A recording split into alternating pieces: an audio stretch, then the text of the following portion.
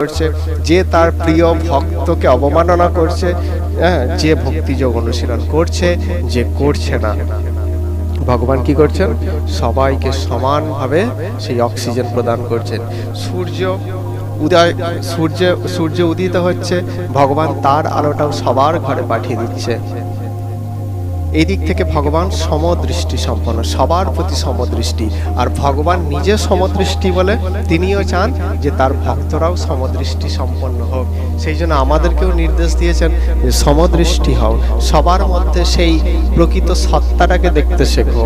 রূপটা আলাদা, দেহটা আলাদা, আচরণটা আলাদা, সংস্কারটা আলাদা, রুচি আলাদা, নীতি আলাদা হতে পারে, কিন্তু সেই একই সত্তা বা একই বস্তু, সেই নিত্য শাশ্বত বস্তু সবার মধ্যে অবস্থান করছে।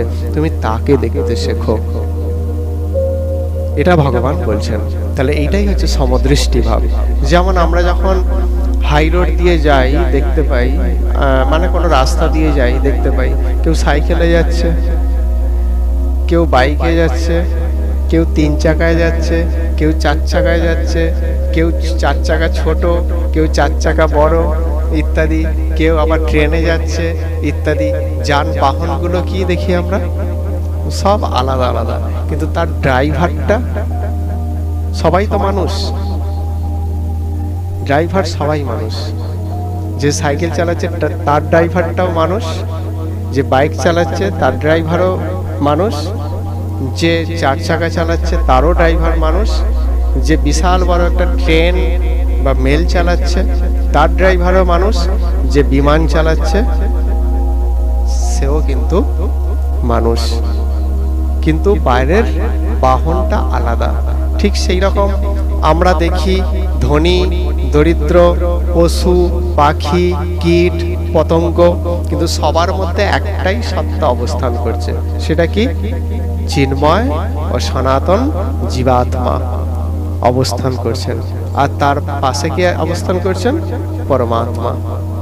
আত্মা এবং পরমাত্মা সবার মধ্যে আছে।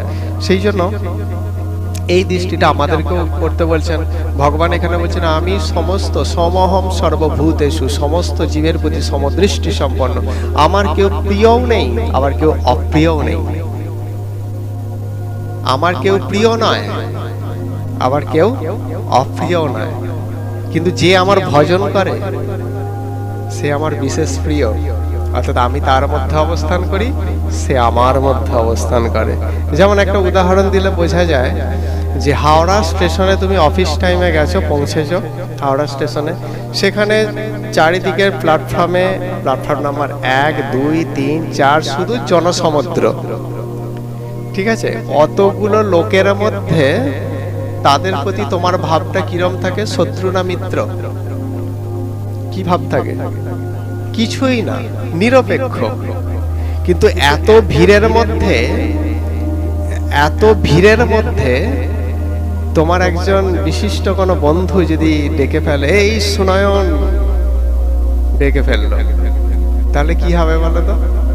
এই এতজন নিরপেক্ষ ব্যক্তির মাঝে একজন প্রিয় হয়ে উঠলো তার কাছে। হ্যাঁ রে, কিরে কোথায় যাবি ইত্যাদি, কত খোঁজ কত খবর, আমি এই বাস্তব, হ্যাঁ আমিও তো ধরবো, চল তাহলে একসঙ্গে চল ইত্যাদি ইত্যাদি। কত উভয়েরই আনন্দ, তুমি তাকে পেয়ে আনন্দ, সে তোমাকে পেয়ে আনন্দ।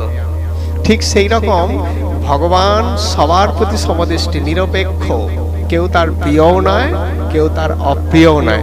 কিন্তু কেউ যখন একবার হা গোবিন্দ বলে ডেকে ফেলে, তখন কি হয়ে যায়? তখন সে ভগবানের খুব প্রিয় হয়ে ওঠে। ভগবান তার মধ্যে অবস্থান করেন, আর সেই তিনিও ভগবানের মধ্যে অবস্থান করেন।